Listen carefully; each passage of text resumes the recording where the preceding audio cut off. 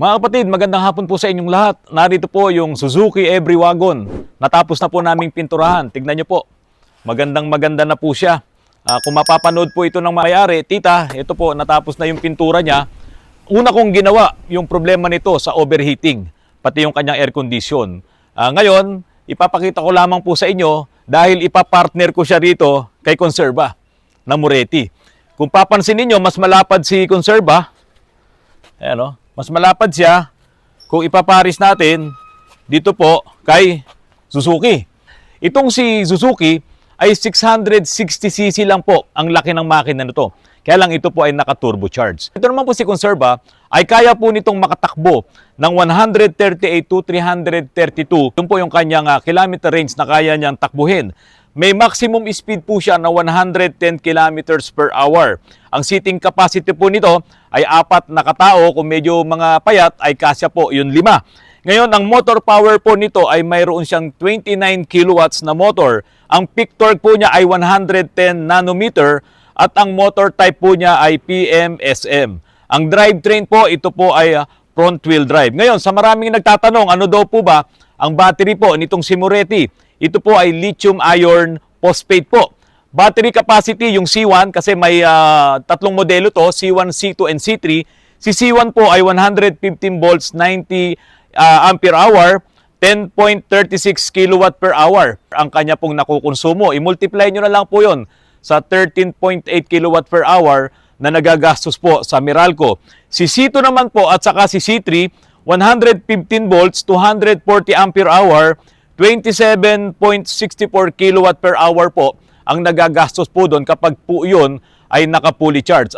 Computin nyo na lang din po yun, i-multiply nyo po sa 13.8 pesos per kilowatt hour po na binabayaran po sa Meralco. Mga kapatid, meron po kasing nag-comment, ito po ay si Rusty Bolt 101. Mr. AR, you can't compare apples to oranges. Totoo naman yun. Hindi talaga pwedeng ikumpara yun. No? Apples saka oranges, hindi talaga pwede. Here's why. If someone will listen to your calculation carefully, comparable vehicle versus autoruns house to shop, daily distance traveled 40 kilometers, 22 kilometers round trip.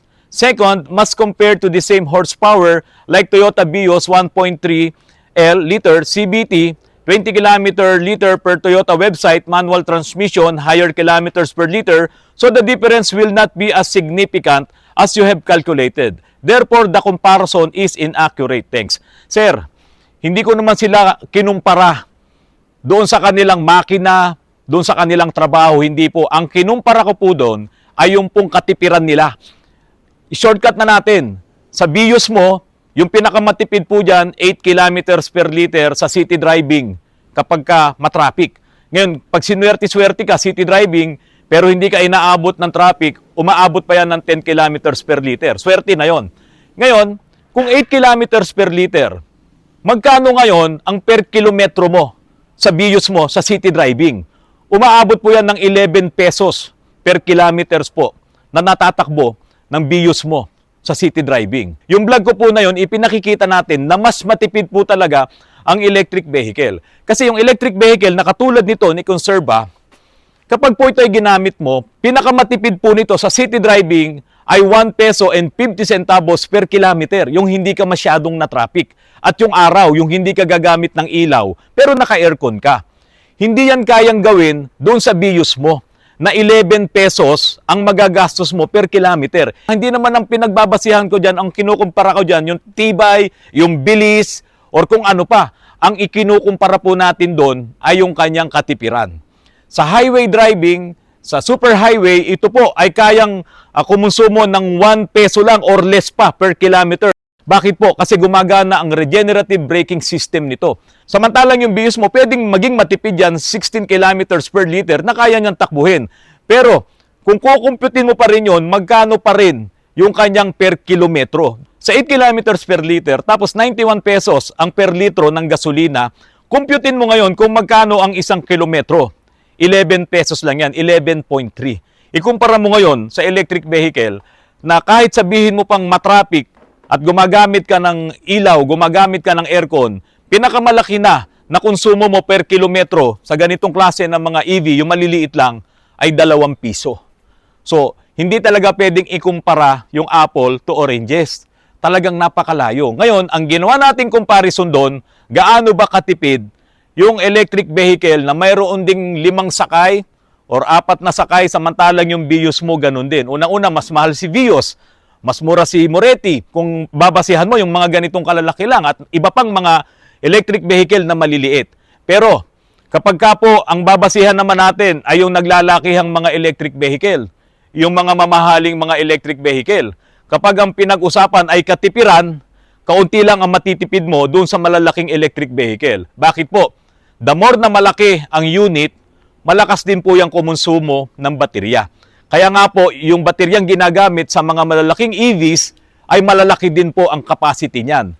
So kapag malaki din ang gulong mo, nagbibigay din po yon ng malaking load sa iyong battery. Kailangan mo rin gagalitin ng konti ang motor mo. So siyempre, kukonsumo din yon ng baterya.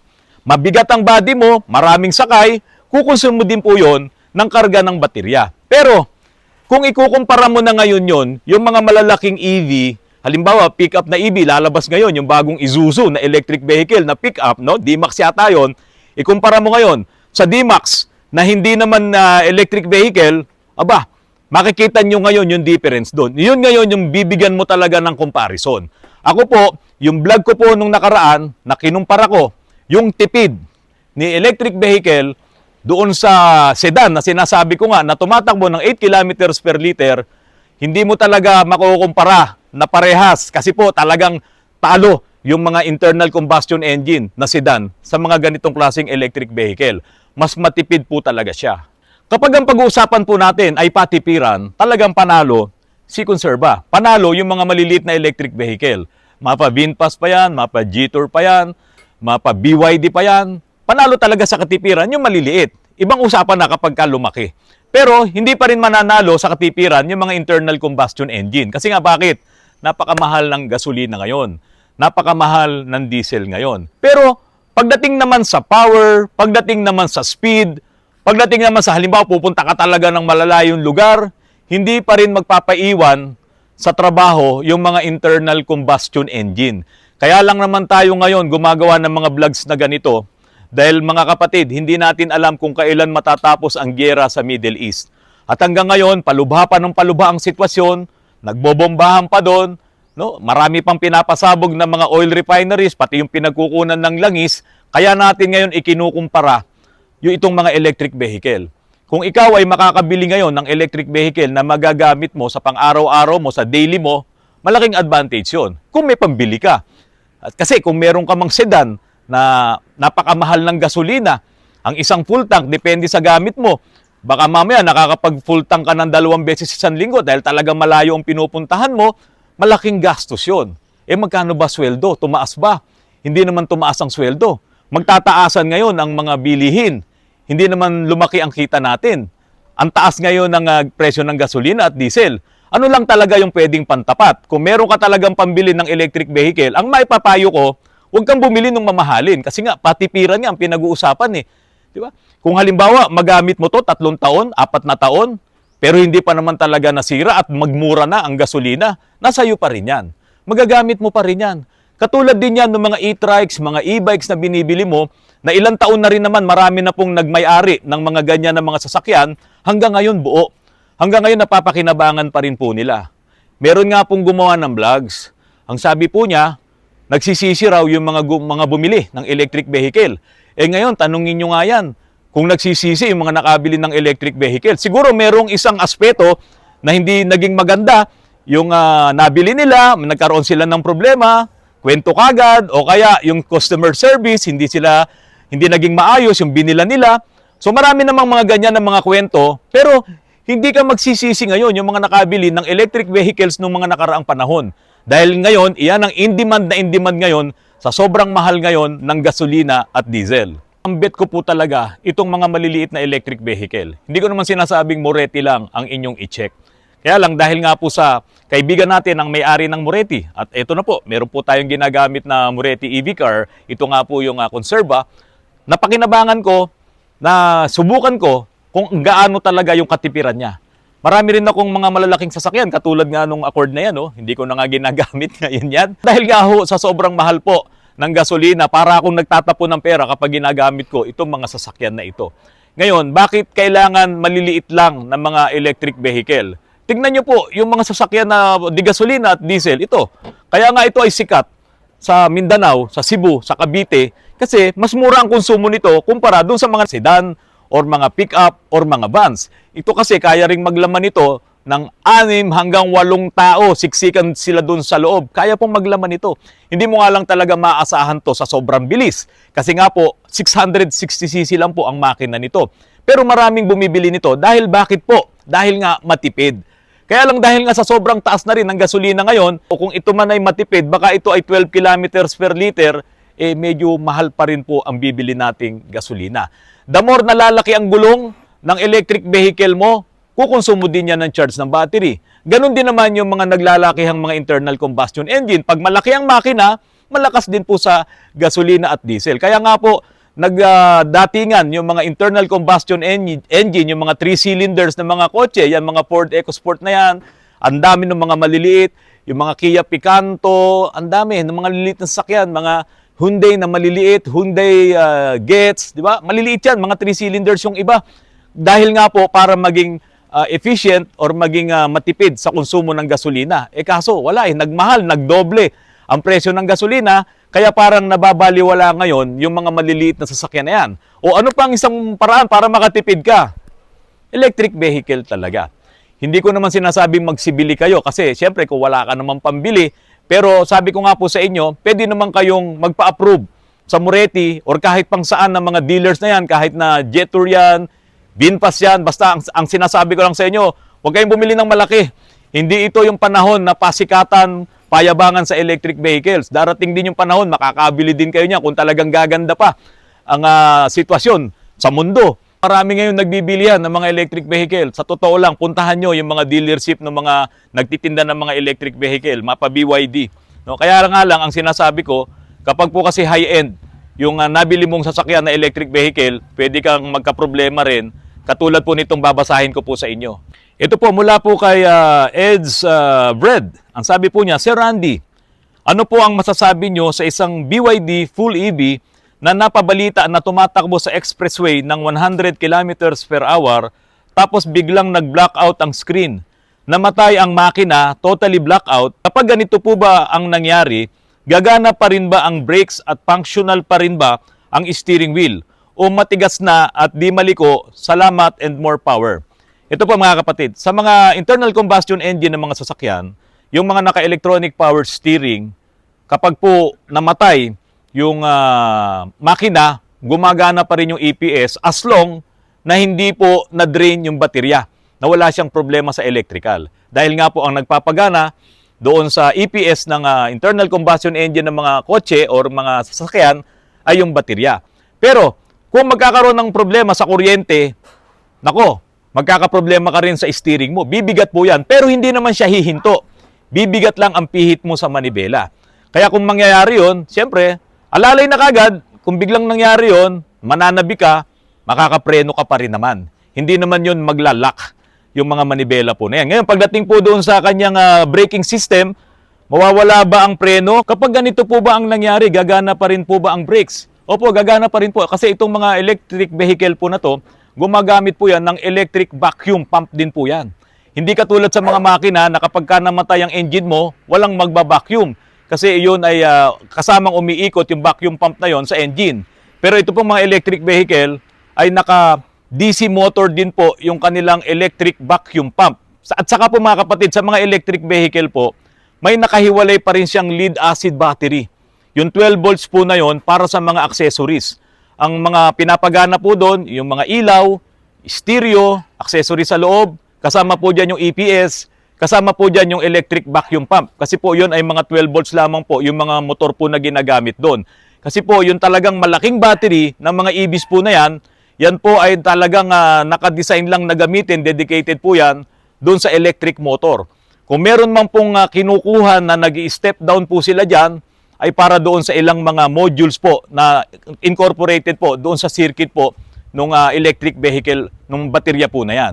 Ngayon, doon sa motor po ng EPS, yan po ay 12 volts, pati yung motor ng electronic vacuum pump yun po ay 12 volts, sana hindi magkakaproblema, hindi magkakaroon ng issue yung mga battery po na yun na 12 volts battery.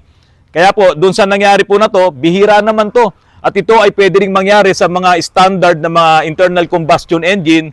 So dito, kailangan alerto kung ikaw ay nagmamaneho, ikaw ay driver, no? Dapat nasa isip natin kung may mangyayaring ganyan, i-check ang preno, i-check ang manibela, at kung 100 kph ang takbo mo, pwede ka pa naman mag-minor.